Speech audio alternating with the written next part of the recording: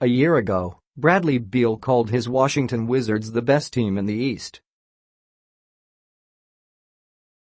It wasn't the first time that the Wizards made a claim that they'd yet to earn.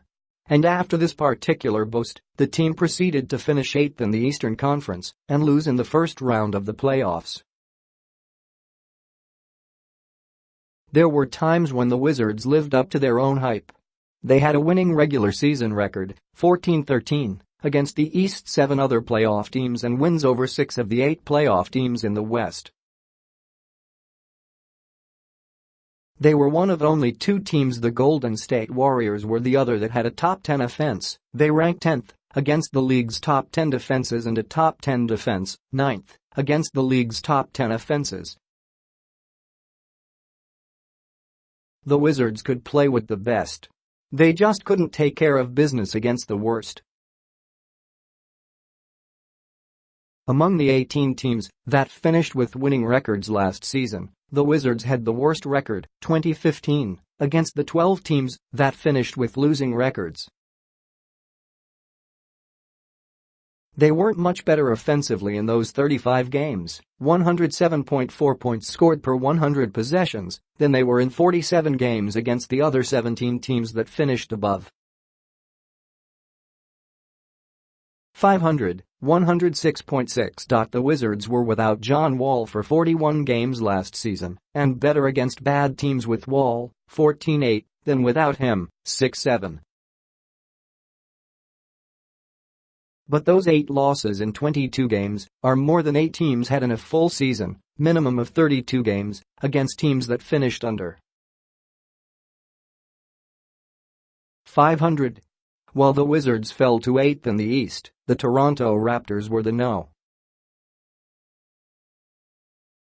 1 seed, largely because they went to league best 35-2 against the 12 worst teams in the league. Part of being one of the best teams in the conference is beating the worst teams in the conference.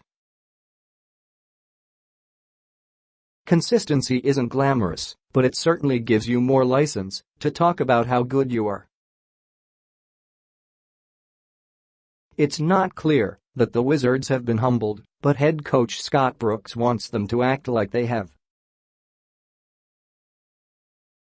At Media Day this year, Brooks' message was "Stop talking." Of course, Markieff Morris would then go on to say that Boston has never been better than us, even though the Celtics eliminated the Wizards in the 2017 playoffs and have since added Kyrie Irving, Gordon Hayward and Jason Tatum.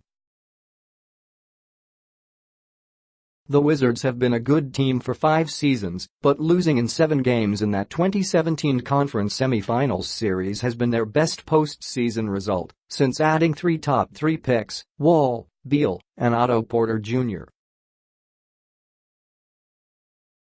In 4 years, 2010-13. Wall, Beal and Porter are still just 28, 25 and 25 years old, respectively, so there are more opportunities ahead. But it remains to be seen how many more years that Washington management is willing to give this core before making a major move. Only one decision-maker placed the Wizards in the top 4 of the Eastern Conference in NBA. .com's GM survey, and another year as a 5 seed or lower might be reason enough to go in a new direction. As it stands, the salaries owed to Wall, Beal, and Porter have made it impossible for the Wizards to add much to their core. The team's big off-season move was signing Dwight Howard, who has been discarded by 3 teams in the last 3 years. Howard still has the ability to improve a defense that ranked 15th last season and had particular issues with protecting the rim. But questions about chemistry on a team that already lacked it are more than valid. A healthier Wall will help an offense that ranked 14th last season. Not only did he miss 41 games last year, but his numbers were not to his standards when he was on the floor. Off-season additions Jeff Green and Austin Rivers will make the bench more potent, if not more inconsistent, and a bigger role for the efficient Porter would help.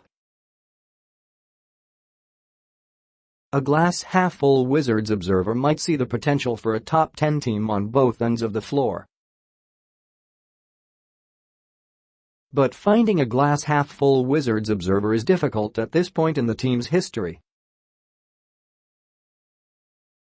The players on the current roster have played just a small role in the franchise's continuous futility, but Washington has the league's longest active streak of failing to win 50 games and its second longest streak of failing to reach the conference finals.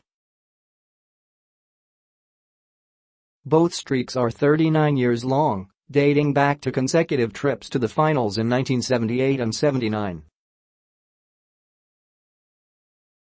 The Clippers haven't reached the conference finals in the 48-year history of the franchise. Whether you consider all 39 years or just the last few, the Wizards should be hungry to prove themselves, not only against the league's best teams, but against the ones at the bottom of the standings too.